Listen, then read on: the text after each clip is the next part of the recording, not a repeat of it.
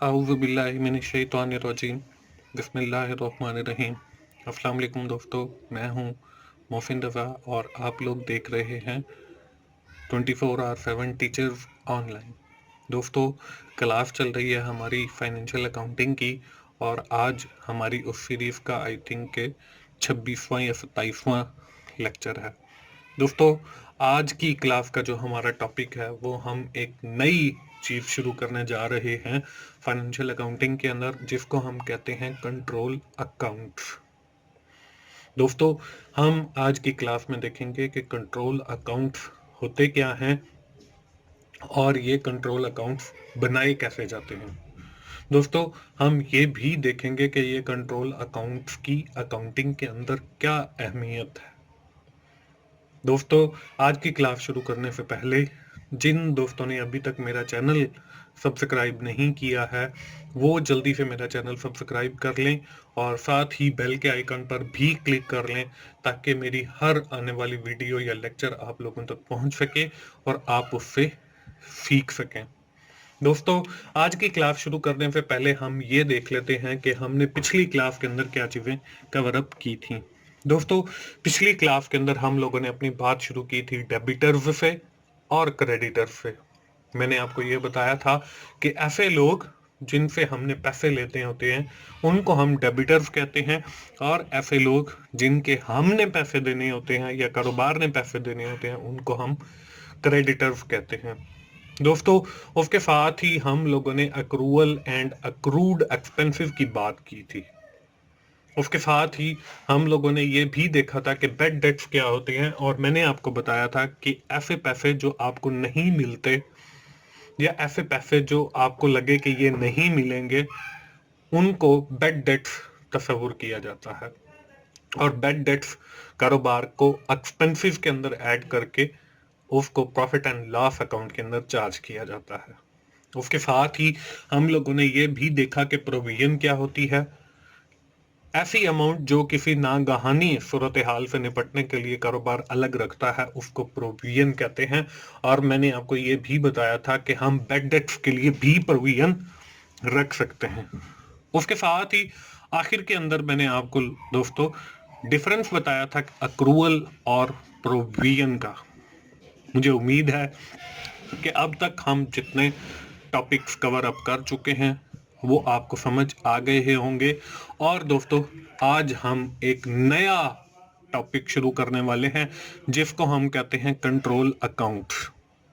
दोस्तों, हमने पिछली क्लास के अंदर पढ़ा डेबिटर्स क्या होते हैं, क्रेडिटर्स क्या होते हैं। दोस्तों, इन्हीं दो टर्म्स के डेबिटर्स कंट्रोल अकाउंट होता है और क्रेडिटर कंट्रोल अकाउंट होता है। पिछले लेक्चर में आपको डेबिटर और क्रेडिटर पढ़ाने का एक मकसद ये भी था कि आइंदा आने वाले लेक्चर के अंदर इसके अंदर जो हम कंट्रोल अकाउंट्स पढ़ेंगे उसके बारे में विद इन डिटेल आपको समझा सकूं। अगर आपको डेबिटर्स और क्रेडिटर्स बिल्कुल क्लियर हैं तो इस लेक्चर को समझना आपके लिए कोई मुश्किल बात नहीं है।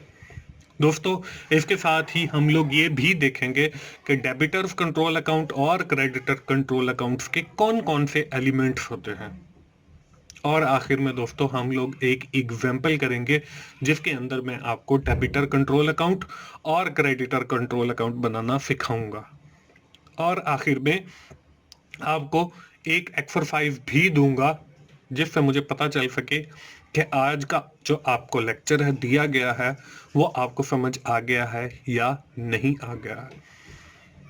दोस्तों, ये जो हर लेक्चर के एंड के ऊपर मैं आपको एक्सरसाइज देता हूं आप उसे जरूर कीजिए करें, क्योंकि जितनी ज्यादा आप प्रैक्टिस फाइनेंशियल अकाउंटिंग की करेंगे उतनी ज्यादा आपको फाइनेंशियल अकाउंटिंग सीखने में और पढ़ने में मजा आएगा। तो चलिए आज की क्लास शुरू करते हैं और देखते हैं कि सबसे पहले कंट्रोल अकाउंट्स होते क्या हैं। दोस्तों, बिजनेस तो हमने शुरू कर लिया।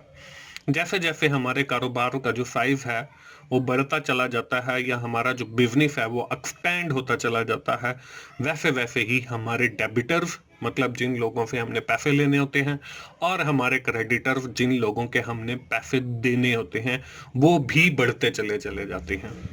अब आपको पता है कि जब भी हमारे पास कोई डेबिटर बनता है या क्रेडिटर बनता है, हम लोग उसका एक अलग से अकाउंट बनाते हैं। दोस्तों, जब हमारा बिजनेस एक्सपेंड हो जाता है या उसका साइज बढ़ जाता है कि उसमें लाखों या हजारों की तादाद के अंदर डेबिटर्स हो जाते हैं और लाखों या हजारों की तादाद के अंदर क्रेडिटर्स हो जाते हैं, तो उस वक्त आपको अलग अलग अकाउंट बनाना जो है वो मुश्किल होता है। ऐसी सूरत हाल में हम लोग क्या करते हैं, हम लोग डेबिटर्स के लिए एक अकाउंट बनाते हैं जिसमें हम सारे डेबिटर्स का इंदराज कर लेते हैं या लिख लेते हैं, और इसी तरह हम अपने सारे क्रेडिटर्स के लिए भी एक ही अकाउंट बनाते हैं और उसमें सारे क्रेडिटर्स का इंदराज कर लेते हैं। दोस्तों, हमने जो डेबिटर के अगेंस्ट एक अकाउंट बनाया है उसको हम डेबिटर कंट्रोल अकाउंट कहते हैं, और इसी तरह हमने जो सारे क्रेडिटर्स के लिए एक क्रेडिटर्स का अकाउंट बनाया है इसको हम क्रेडिटर कंट्रोल अकाउंट कहते हैं। दोस्तों, मुझे पूरी उम्मीद है कि आप लोगों को डेबिटर कंट्रोल अकाउंट और क्रेडिटर कंट्रोल अकाउंट की समझ आ गई होगी। आगे बढ़ते हैं और देखते हैं कि हमारे पास डेबिटर कंट्रोल अकाउंट के अंदर और क्रेडिटर कंट्रोल अकाउंट के अंदर कौन कौन से एलिमेंट शामिल हैं। दोस्तों, हम बात कर रहे हैं डेबिटर कंट्रोल अकाउंट की, और उसके साथ हम लोग ये भी देखेंगे कि क्रेडिटर कंट्रोल अकाउंट के कौन से एलिमेंट हैं। दोस्तों, आप सब लोगों को पता है कि जो डेबिटर कंट्रोल अकाउंट है, डेबिटर से मुराद ऐसे लोग हैं जिनसे हमने पैसे लेने होते हैं। अब पैसे हमने क्यों लेने होते हैं?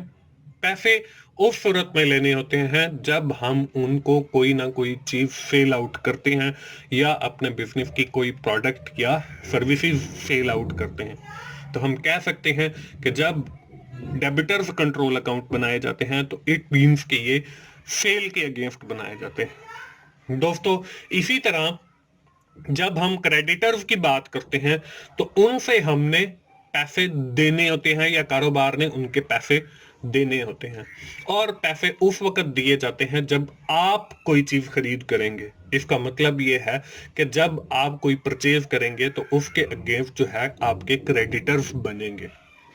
और हमने ये भी बात की कि डेबिटर्स कंट्रोल अकाउंट जो है, जब हम सारे डेबिटर्स के अलग अलग अकाउंट को एक ही अकाउंट के अंदर दर्ज कर लेंगे तो उसको हम डेबिटर कंट्रोल अकाउंट, और जब हम सारे क्रेडिटर्स को एक ही क्रेडिटर्स के अकाउंट में दर्ज कर लेंगे तो वो हमारा क्रेडिटर्स कंट्रोल अकाउंट बन जाएगा।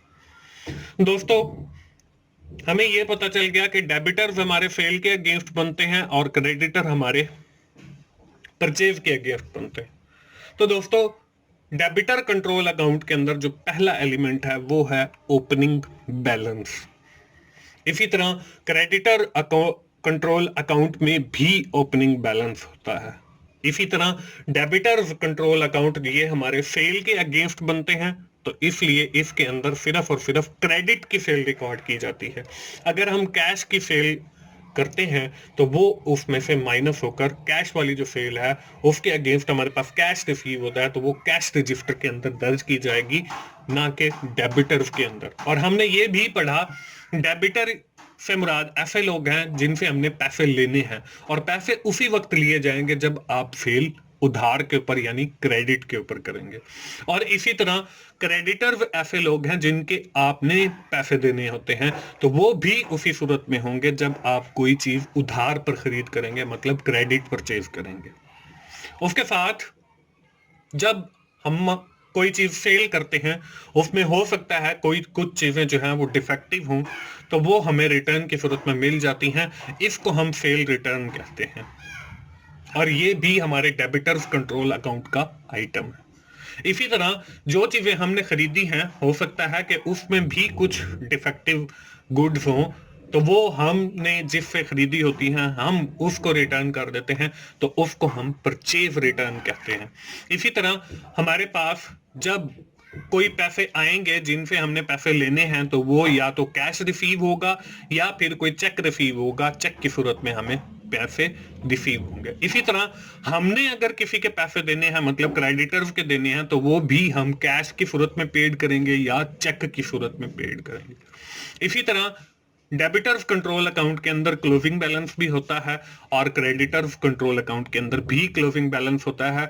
अब डेबिटर्स कंट्रोल अकाउंट के साथ एक और चीज अटैच हो जाती है जो हमने पिछले लेक्चर के अंदर विद इन डिटेल पढ़ी, जिसको हम बैड डेट्स कहते हैं। मतलब ऐसी अमाउंट जो आपको लगे कि ये हमारे डेटर्स से रिसीव नहीं होगी, तो बैड डेट्स भी जो है वो डेबिटर्स पर होते हैं, क्योंकि हमने उनसे पैसे लेने होते हैं और हमें नहीं मिलते, तो वो बैड डेट्स भी डेबिटर्स कंट्रोल अकाउंट के ऊपर इफेक्ट करेंगे या उसी का एलिमेंट होंगे।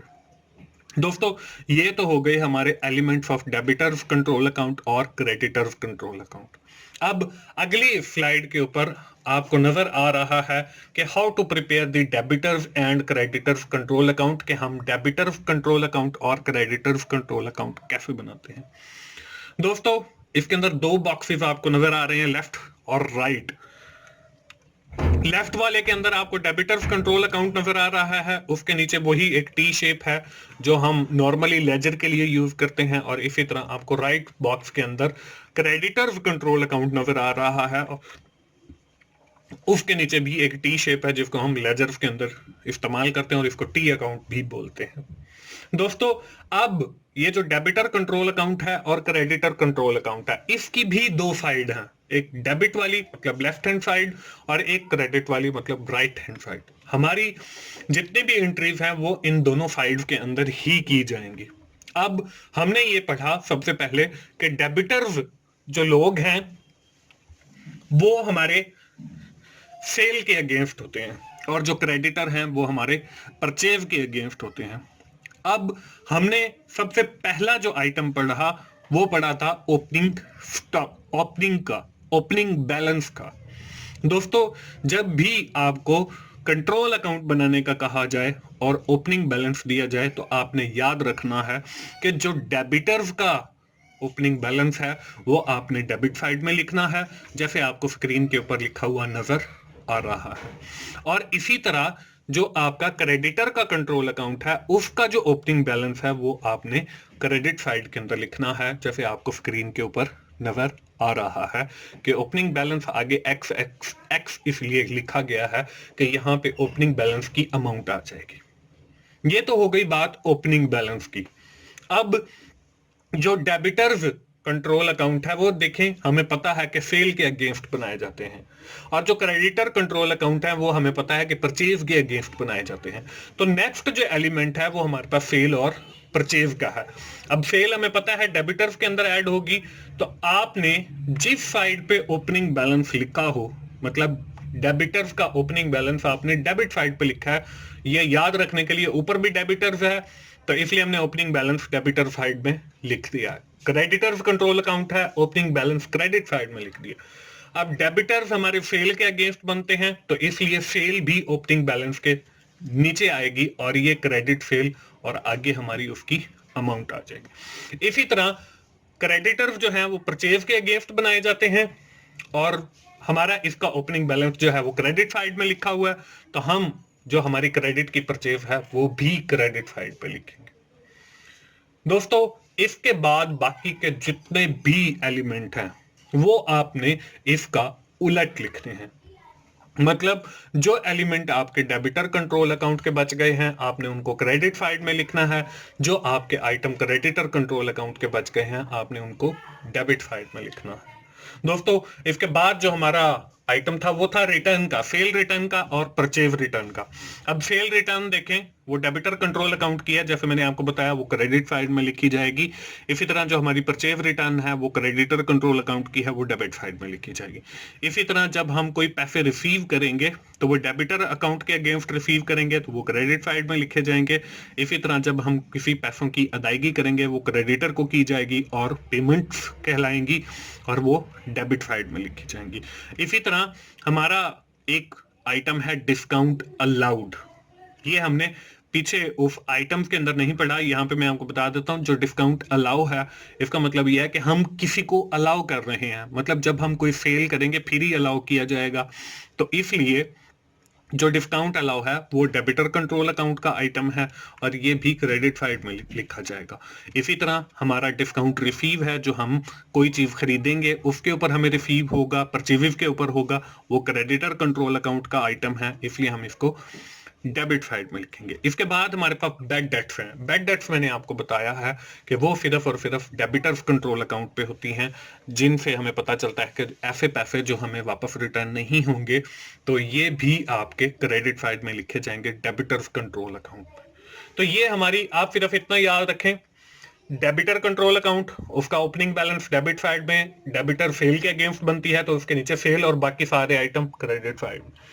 क्रेडिटर कंट्रोल अकाउंट, उसका ओपनिंग बैलेंस भी क्रेडिट साइड में, उसकी क्रेडिट की परचेज भी क्रेडिट साइड में, बाकी जितने भी आइटम हैं वो आपके डेबिट साइड में। अब इसके बाद एक आइटम बच जाता है जिसको हम कहते हैं क्लोजिंग बैलेंस।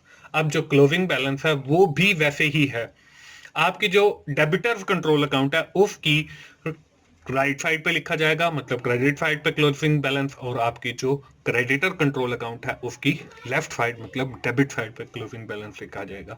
इसके बाद हम दोनों साइड्स का करते हैं टोटल, जैसे आपको डेबिटर्स कंट्रोल अकाउंट में नजर आ रहा है, और इसी तरह हम क्रेडिटर्स कंट्रोल अकाउंट के अंदर भी टोटल करते हैं। तो दोस्तों इस तरीके से हम डेबिटर कंट्रोल अकाउंट और क्रेडिटर कंट्रोल अकाउंट बनाते हैं।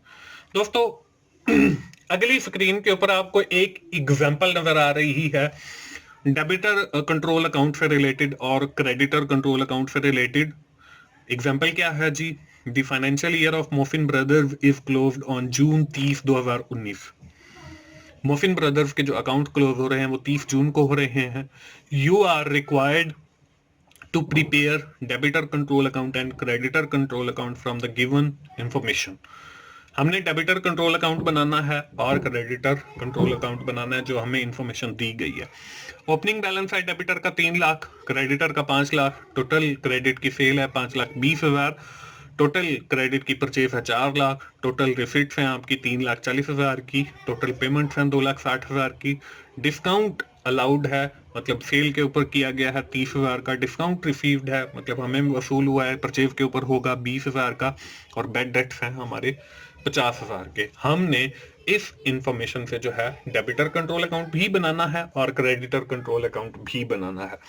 दोस्तों चलते हैं इसके सॉल्यूशन की तरफ। स्क्रीन के ऊपर आपको लेफ्ट साइड के अंदर डेबिटर कंट्रोल अकाउंट नजर आ रहा है और उसके नीचे वही टी शेप है। उसके बाद आपको राइट साइड के अंदर एक लाइन के बाद क्रेडिटर कंट्रोल अकाउंट नजर आ रहा है और उसके नीचे भी वही टी अकाउंट है।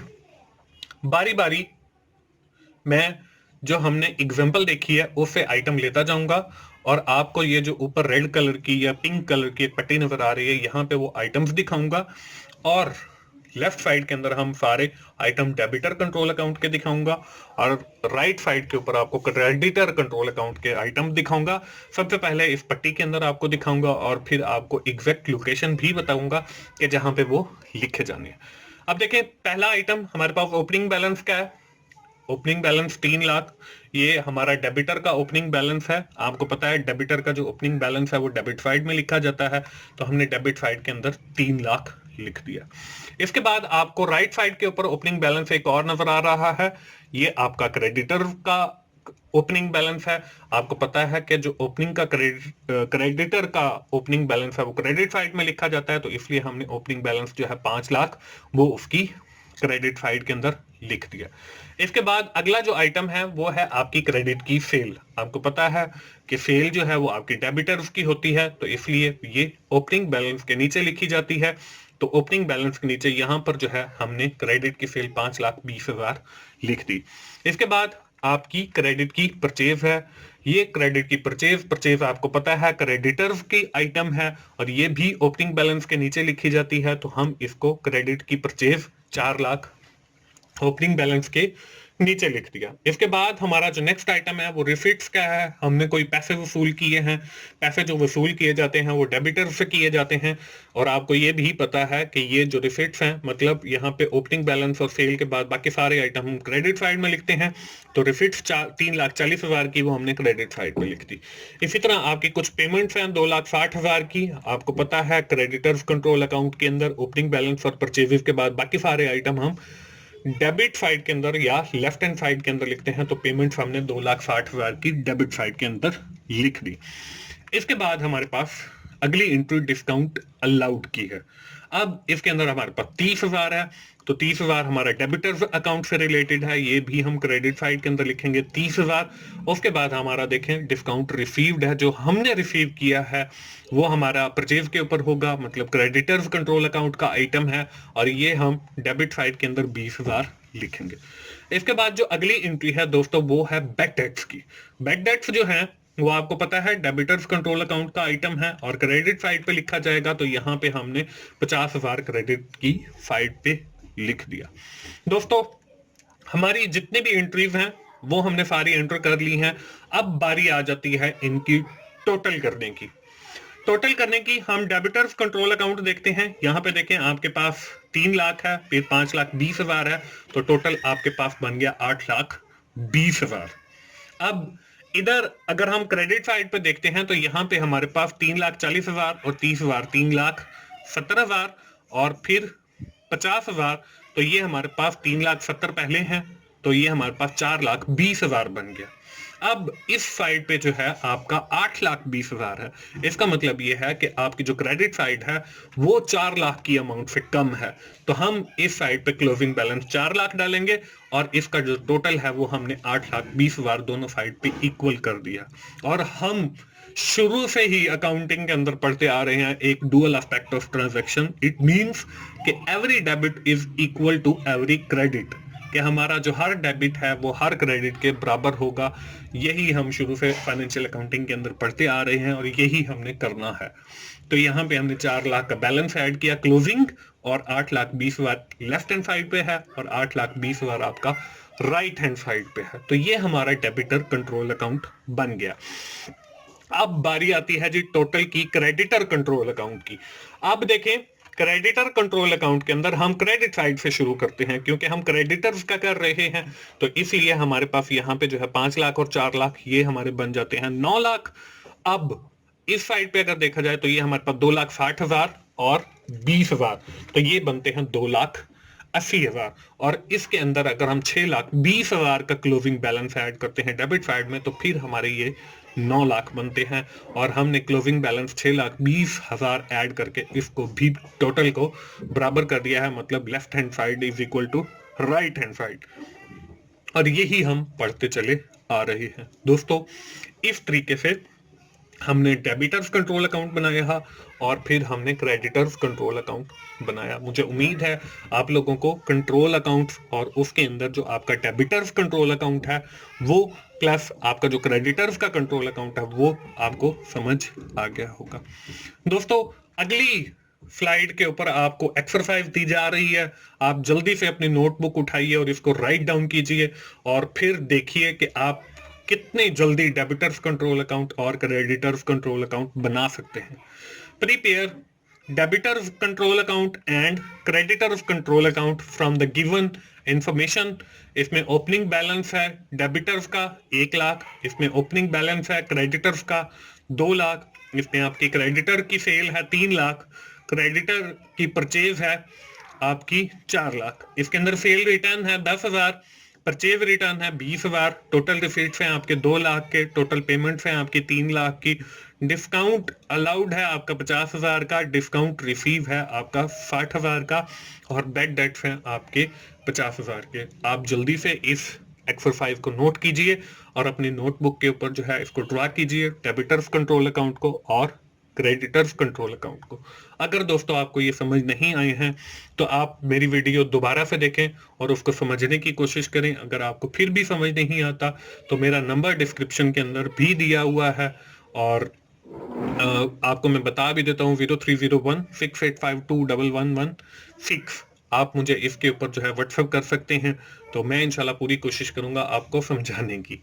दोस्तों ये थी हमारी आज की क्लास, हम इसको क्विकली समराइज कर लेते हैं। आज की क्लास के अंदर हमने बात की कंट्रोल अकाउंट्स की और हमने देखा डेबिटर कंट्रोल अकाउंट को और क्रेडिटर कंट्रोल अकाउंट को। फिर हमने डेबिटर कंट्रोल अकाउंट के और क्रेडिटर कंट्रोल अकाउंट के एलिमेंट्स को देखा और मैंने आपको एक एग्जांपल के जरिए ये दोनों बनाकर भी दिखाए।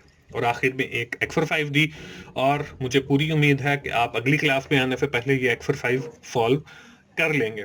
दोस्तों, ये थी हमारी आज की क्लास। अगर आपको फाइनेंशियल अकाउंटिंग की समझ आ रही है और मेरी वीडियोस अच्छी लग रही हैं तो आपने लाइक कीजिए, अपने दोस्तों से शेयर कीजिए और कमेंट्स की सूरत में अपना फीडबैक दीजिए, और मेरा चैनल 24/7 टीचर्स ऑनलाइन सब्सक्राइब कीजिए ताकि मेरी हर वीडियो या लेक्चर आप लोगों तक पहुंच सके और आप उससे सीख सकें। दोस्तों, मिलते हैं अगली फाइनेंशियल अकाउंटिंग की क्लास में।